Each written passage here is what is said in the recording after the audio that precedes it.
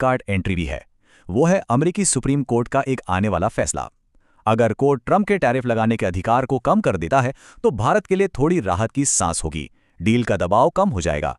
लेकिन अगर फैसला ट्रंप के हक में आता है तो भारत पर बहुत ज्यादा दबाव बढ़ जाएगा कि वो बुरी शर्तों पर भी डील साइन करे। तो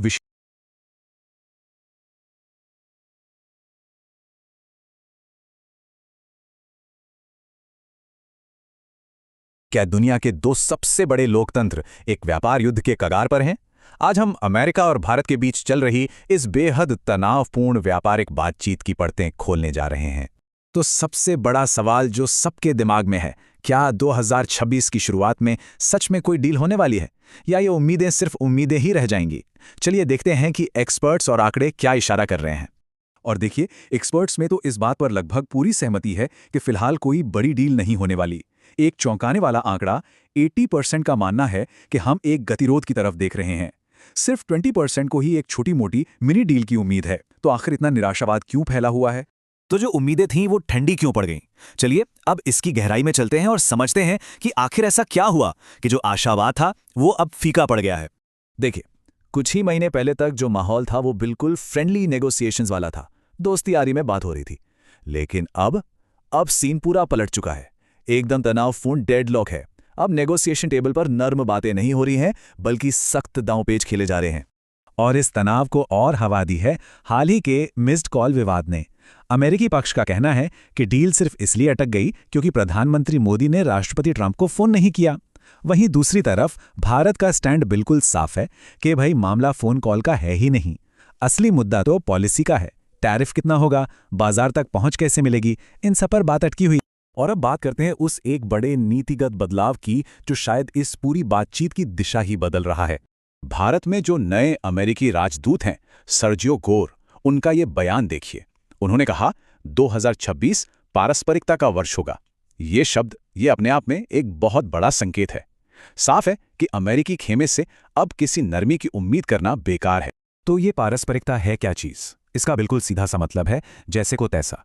अगर आप हमारे सामान पर 50% टैरिफ लगाओगे तो हम भी आपके सामान पर 50% लगाएंगे।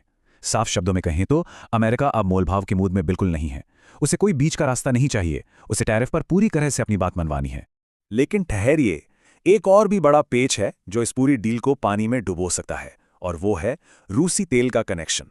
500%। ये सिर्फ एक नंबर नहीं है, ये वो आंकड़ा है जिसमें इस पूरी डील को खत्म करने का दम है। हो क्या रहा है कि अमेरिका में एक बिल प्रस्तावित है। उसके मुताबिक जो भी देश रूसी तेल खरीदेगा उस पर 500% का, आप सोचिए 500% का भारी भरकम टैरिफ लग सकता है। और हम जानते हैं कि भारत रूसी तेल का एक बहुत बड़ा खरीदार है। तो विश्लेषकों को इस बात का डर है कि अगर इस मुद्दे पर बात नहीं बनी तो बाकी सब चीजों पर सहमत होने का कोई फायदा ही नहीं होगा।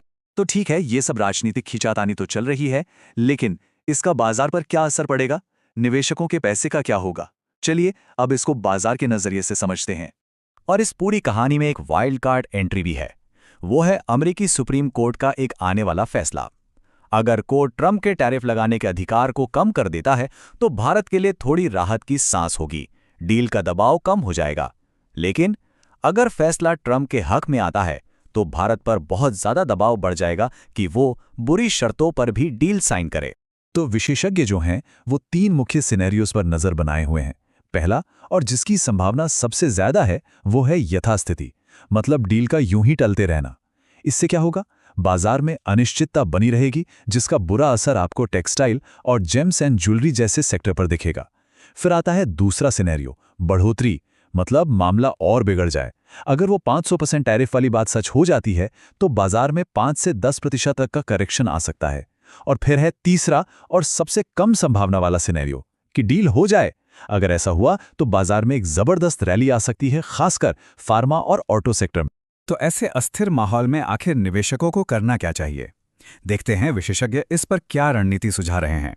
देखिए, ट्रस्ट एमएफ के मिहिर वोरा जैसे बड़े विशेषज्ञों का मानना है कि घबराने की जरूरत नहीं है। वो कह रहे हैं कि डील में देरी से बाजार पर जो असर पड़ेगा वो एक अस्थायी झटका है, कोई स्थायी संकट नहीं। बल्कि उनका तो ये भी कहना है कि अगर बातचीत फेल हो गई, ऐसी खबरों से बाजार गिरता है तो लंबी अवधि के निवेशकों के लिए ये एक खरीदारी का मौका भी हो सकता है। और हाँ, एक चीज जो सबको याद रखनी है वो ये है कि 13 जनवरी को जो शुरू हो रहा है वो सिर्फ बातचीत है, टॉक्स हैं। ये कोई हस्ताक्षर समारोह नहीं है जहां डील फाइनल हो जाएगी।